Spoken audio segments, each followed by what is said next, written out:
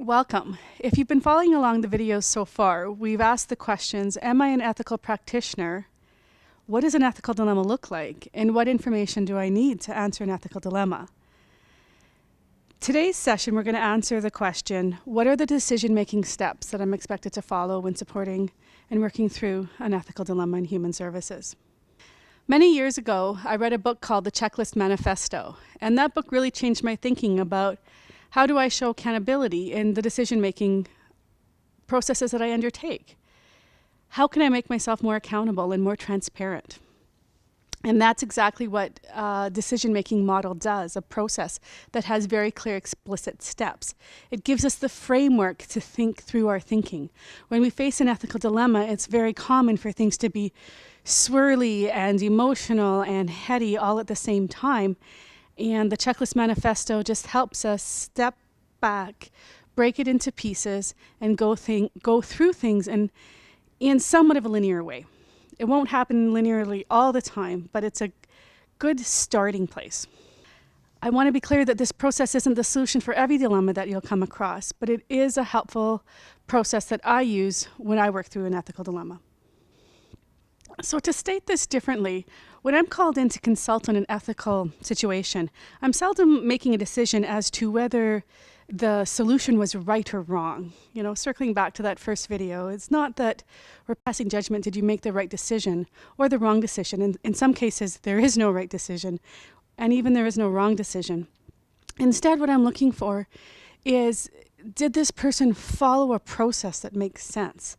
Can they describe and explain the steps that they took, the information that they accessed, the folks that they consulted? Was there a reasonable effort made? So being able to articulate your decision-making process is just as important as coming up with a solution that feels right at the end. Here we are. Here's the proposed decision-making model that your agency may choose to use and that you may choose to use in your own practice. As I said earlier, it's not necessarily a linear process. I'm going to walk through 10 steps, but it would be foolish to think that everybody goes step 1, step 2, step 3, all the way to step 10. That's just not, we're human beings, we're complicated, we're messy. It's just not the way we do things. With that being said, though, it is important to try to chunk the steps so that you're not jumping too far ahead or having to backtrack when you're too far down along the process. So I do recommend staying within the beginning, middle, and end stages. So here we go. The first stage, the beginning stage. 3 things to pay attention to. Number 1, who. Number 2, what. And number 3, who am I?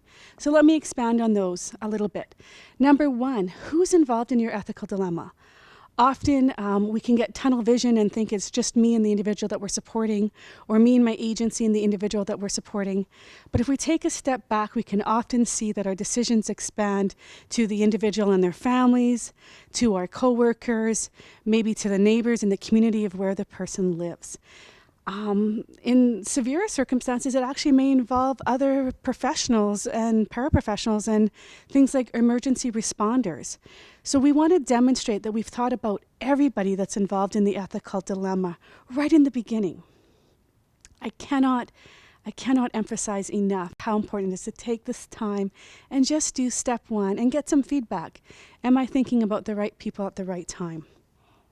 Step number 2 is what's involved here. So identifying the issues that are showing up.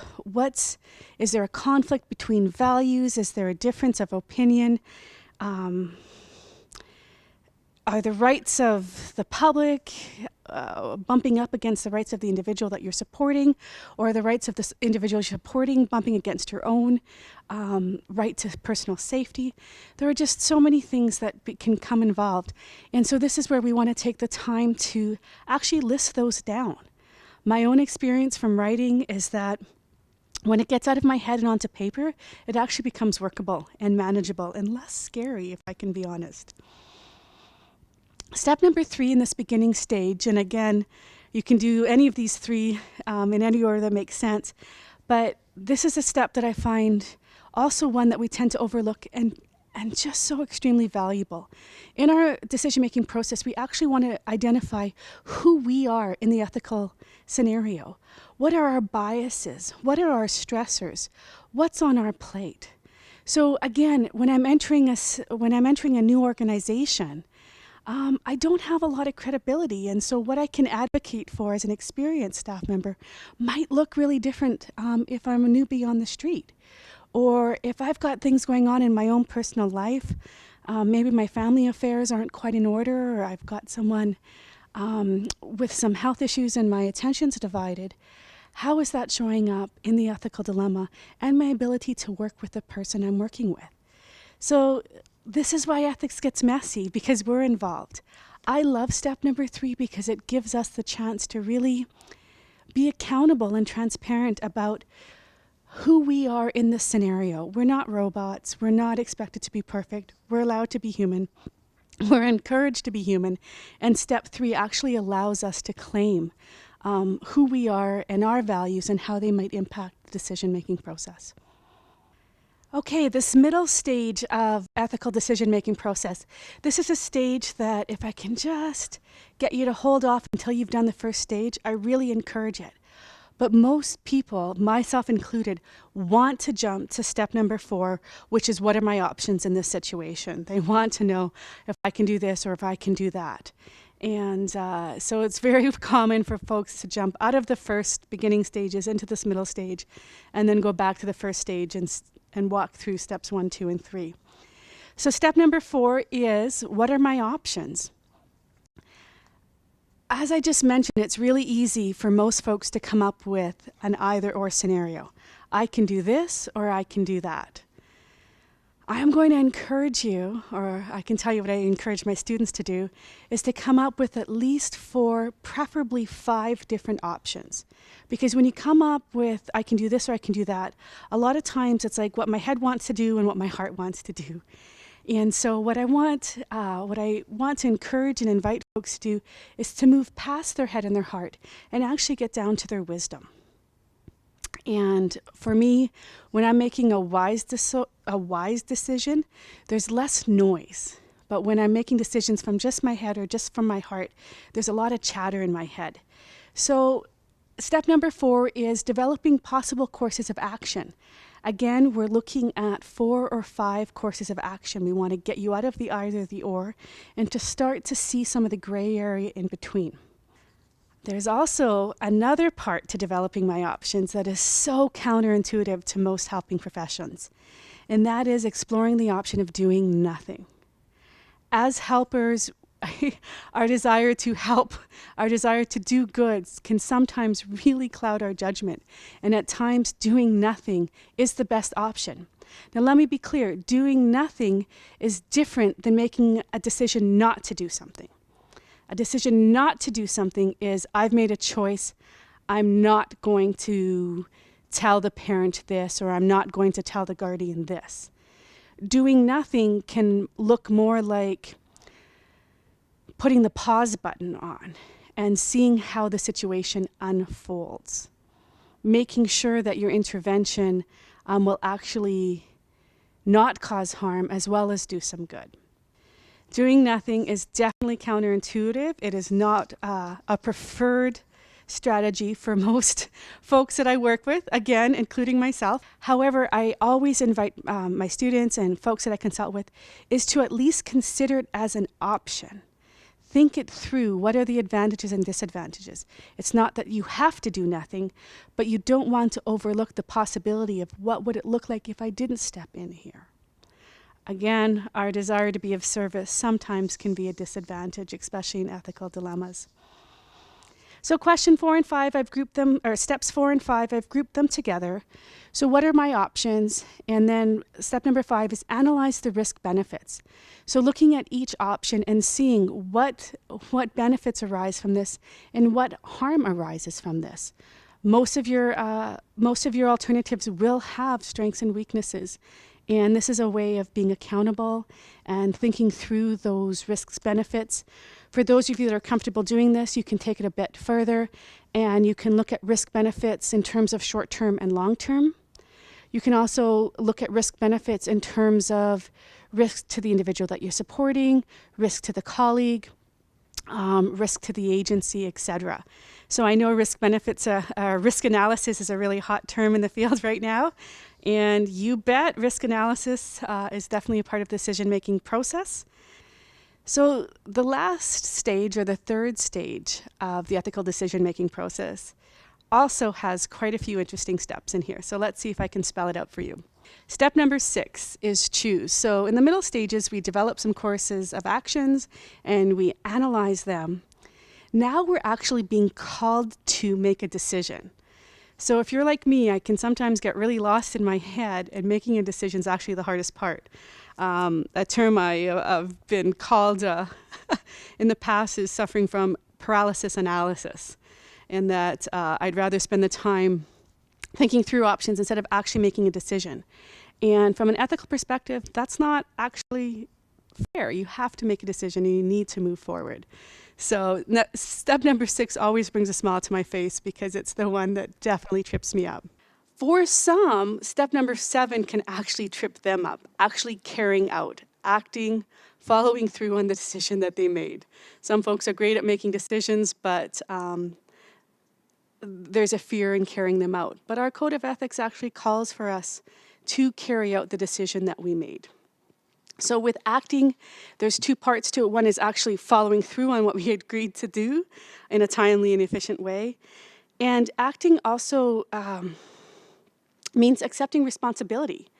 Most of the decisions, or most of our courses of actions, as we talked about, are going to have strengths and weaknesses, or they're going to have benefits, but there's also going to be some harm.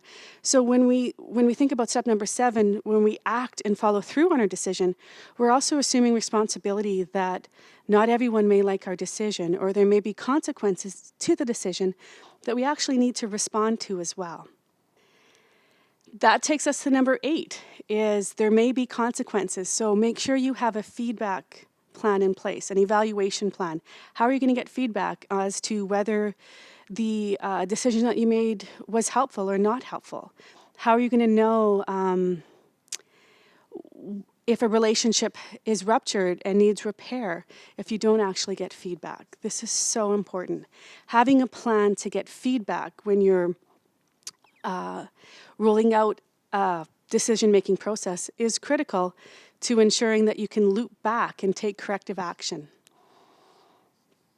So 9 and 10, also part of that evaluation. Number 9 is assuming responsibility. So this is taking up responsibility and following through on correcting harm, offsetting harm, again, getting the feedback. It might be going back in the decision-making process and trying a different solution, right? Just because you made a decision and you followed through doesn't mean it's the end of the road in terms of the dilemma. So number 9 is you're assuming responsibility and oversight for the decision and its consequences as it plays out. Step number 10 is about looking at the future. So a lot of ethical dilemmas in hindsight may have been prevented. Not all of them at all, but there are definitely some. So had we changed the informed consent process, or had we had different training or supervision, or maybe there needs to be a policy change. So number 10 is looking at that larger picture again, that organizational structure, and saying, I don't want someone else to go through what I just went through. Is there a way that we can adapt changing, or adapt training, adapt policy, adapt ways of thinking in response to working through this ethical dilemma? I'd like to just revisit those steps because I know we went through them quickly, so let's go through them one more time.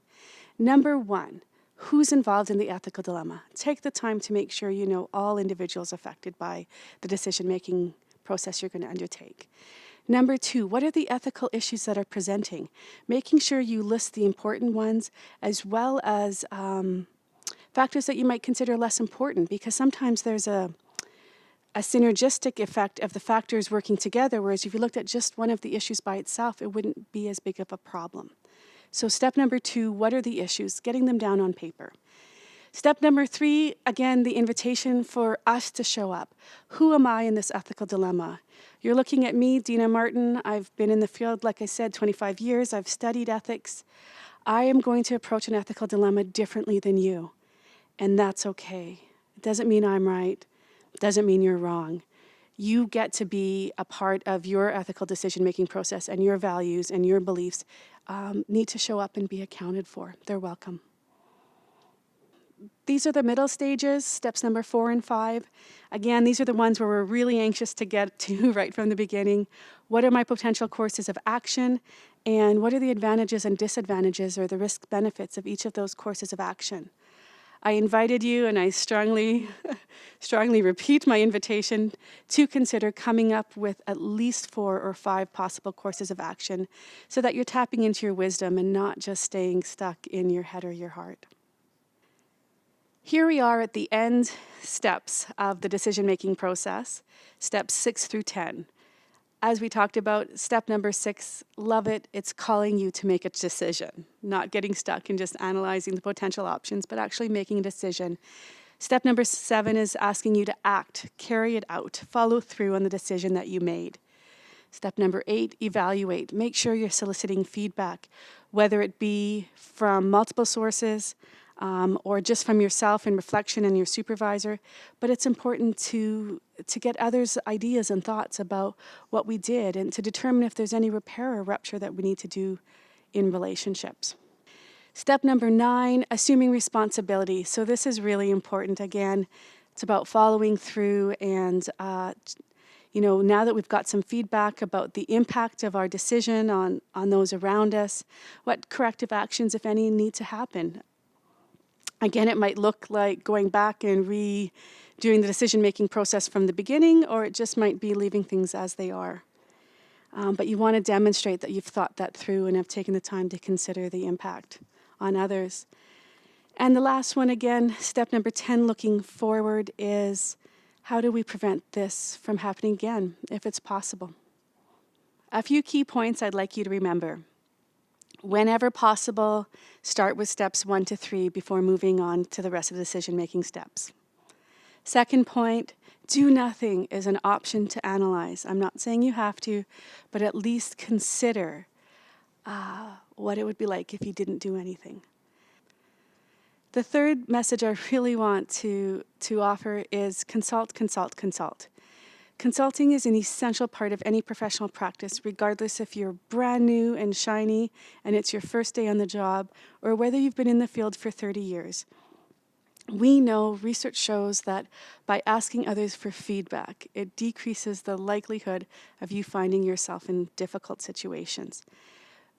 Folks brand new in the field, when they're consulting, they're looking more for direction and possibly access to information. Those that have been experienced and in the field for a while are looking more for confirmation and helping with insight into the nuances and the subtle pieces of the ethical dilemmas. We are now wrapping up video number 4. You're welcome to return to the website and download the document that outlines the decision-making steps we have just followed, along with a case study that you might try applying the decision-making process steps to.